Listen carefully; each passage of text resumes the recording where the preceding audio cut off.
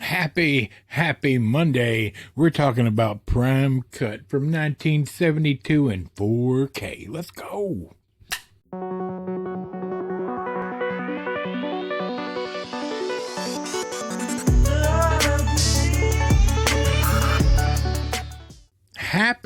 Happy Monday. I hope you had a great weekend. We did, except Squeaky and I got into an argument over collecting physical media. And I have a habit.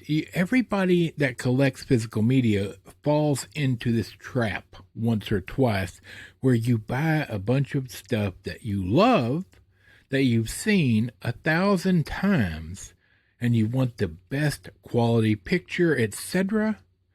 And it's easy to forget that there are older stuff that you've never seen, and you decide to blind buy occasionally. But sometimes then you get a blind buy you hate, and then you go back to buying stuff you know.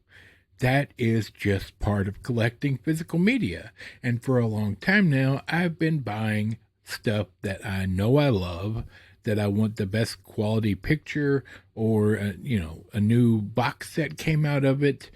And it happens, friends. I'm sure you've done this as well. It's real easy to fall into that trap of buying the stuff you know when there's other things to be seen. For instance, Prime Cut, which I had never, ever heard of it. It came out several years before I was even born, 1972 in fact. Not only does this star Lee Marvin, Gene Hackman, what? It's Sissy Spacek's screen debut, so it's a mob movie. We're going to talk about it. Oh, let's get into it. Let's take a look. Blackout copy. America. Prime Cut, 1972, rated R. And friends, that's a hard R. Like a very hard R. Just letting you know. Hour and 28 minutes. A vicious Kansas City slaughterhouse owner and his hick family are having a bloody beef with the Chicago crime syndicate over profits from their joint illegal operations. Top enforcer Nick Devlin is sent to straighten things out. That's a stupid synopsis, but it kind of covers it all. Directed by Michael Ritchie, written by Robert Dillon, starring Lee Marvin, Gene Hackman, Sissy Spacek. Let's get into it. Amazon was doing a buy two, get one free deal during Prime Week or whatever. And so I bought specifically 4 movies I'd never seen before. Because I also bought things I needed for my collection, but, it all was based on the price. If it's buy two, get one free, and you find 3 $11 movies, well, you're paying $22 and getting 3 4Ks. I mean, it's a steal for me because price matters. I have never heard of this, and it's from Kino Lorber, so I knew it was going to be like it was going to look good, right? Special features, it just has a couple of audio commentaries. I mean, that is what it is. 87 minutes. 87. That's nothing. It came with the Blu-ray and the 4K, and of course the great artwork. And it does have the double-sided cover. So the old artwork or the new artwork, whichever you want. It did come from mine with the slipcover, but that it wasn't in great shape. Blackout copy, America. Whoa. I literally did not know what to expect based on the description of this movie. All I knew was it was super cheap, super old-ish, and in 4K, and I like Lee Marvin, I like Gene Hackman, could care less about Sissy Spacek, but she's been in a bunch of good stuff, and it sounded somewhat good. So let's start right off the bat. This movie has the greatest beginning title sequence I've ever seen. This is a slaughterhouse, and during the title sequence, you are shown that they have killed somebody, cut him up, turned him into hot dogs, without being super grotesque. Now, in that scene, there is the glimpse of a bare naked butt of the guy who's in with the body of a cow, right, as they break down this cow. I'm not saying it was wonderful. I'm saying it showed you everything you need to know before the credits were done showing on the screen. These people are bad people. On top of that, as the names would appear on the screen, you'd hear a buzz saw. It was just fantastic. It was unique and well done. Looked great. Looked like 1972. All right? So we open up with the fact that Gene Hackman, his business is shady and horrifying, right? That's all we know. And at the point when the credits are done rolling, you do not know that it's Gene Hackman's business. You just, because you see this other character who's in charge of the line that's actually doing this, right? So then you're introduced, once these hot dogs are made, they're sent to Chicago.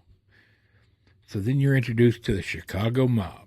But just for a minute, they show up and they find Lee Marvin at this bar, and they're like, hey, I need you to go collect this $500,000 that this guy owes us in Kansas City. I'll give you 50 grand to go do it. And he's like, no, I don't want to do that. Get one of your bag men, just one of your low-level people to do it. And he goes, we did. The first one we sent disappeared, so we sent a second one. He found the first one dead.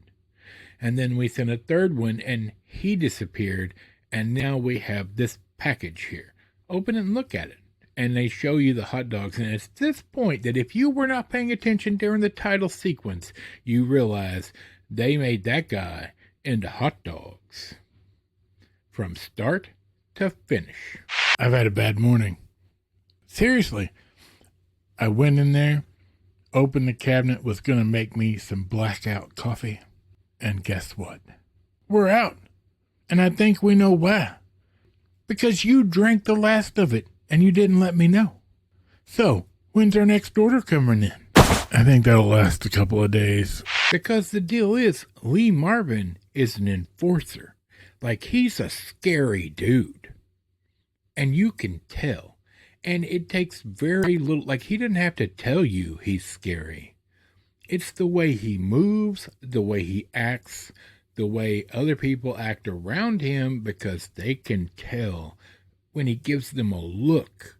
He's the ultimate alpha male, right?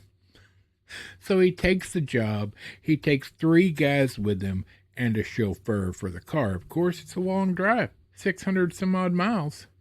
And he goes to Kansas City with this group to collect the money. Now, this is where the movie gets a bit dark. Because when he arrives, it turns out that Gene Hackman is not just killing cows and slaughtering them. He also is doing trafficking with young ladies.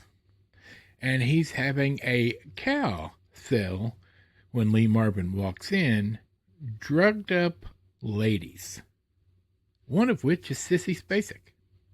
Well, Lee Marvin, although a bad dude, has a moral quandary here, and he wants to save at least one of these ladies, so he takes Sissy Spacek back with him to the hotel. And this starts a what can only be considered one of the greatest cat and mouse movies I've ever seen. There's not a whole lot of action. Lee Marvin has said, give me the money. And Gene Hackman says, meet me at the fairgrounds tomorrow during the county fair or whatever, and I'll give you the money. And then we're square. Okay? But it's also been made clear that Gene Hackman thinks very little of Chicago because they're past their prime. So you know he's not going to do it. It's just a well-rounded movie. But there is a ton, I mean a ton, of full frontal nudity during the sale. I saw way too much of Sissy Spacek because I've never seen her in anything except when she's old, just because I don't really watch Sissy Spacek movies. Right? Well, in this, she's really young and really clothesless. Front and center, friends. So be forewarned. Like, it's not, I will say it's not graphic. It's in context because Gene Hackman's character is treating these women like sides of beef because he runs a slaughterhouse. Not saying it's right, but saying, like, in context, everybody's bidding on them based on what they look like, muscle mass, how tall they are, etc. So in context, it makes sense, but it's still very adult. And I'm not going to spoil the ending for you. If you want to watch it, you'll have to buy it yourself. But I thoroughly enjoyed this movie. I went into it with no preconceived ideas, and it was a fantastic movie. And Kino Lorber, like, it's not a restoration, it's just a 4K, cut of the movie. And it looked fantastic, sounded great. I've never seen, like, DVD of this, so I don't know how much better it is, but I'm sure it's way better. You can tell it's on film. It's an older movie, but I loved it. I thought it was fantastic. It was a great story.